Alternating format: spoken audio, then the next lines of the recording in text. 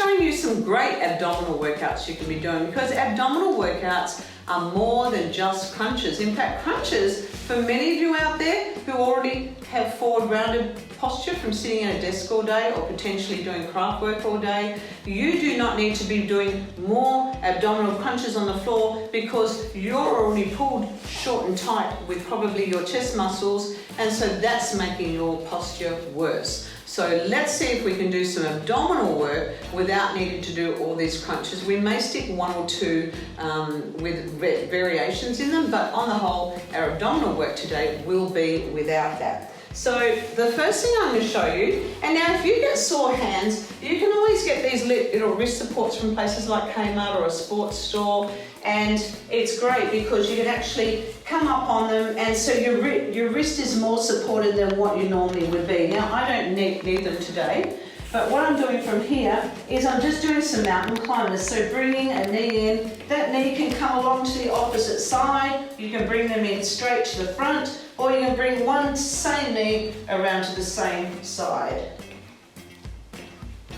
And I can feel my abdominals and core. You'll find a lot of this when I go into core work, a lot of this will overlap. So this is abdominal come core work, but I can certainly feel that working.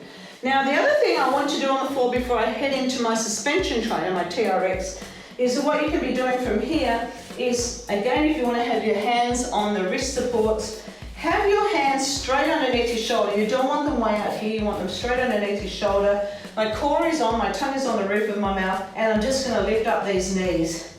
And that works my abdominals quite a lot. If I want to work it harder, I can take these knees side to side, just to tap down and take to the other side.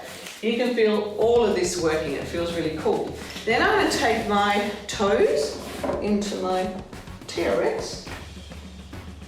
And from here, I'm going to do the same things that I just did on the floor.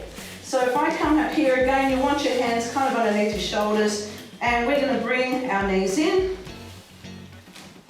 So that's quite intense. What you don't want to do there, you don't want your back to arch down. Avoid that at all costs. So bringing your knees in, you can bring them around to each arm. Or the other thing you can do is you can bring both knees to one side, other side. My core, my abdominals are working really hard.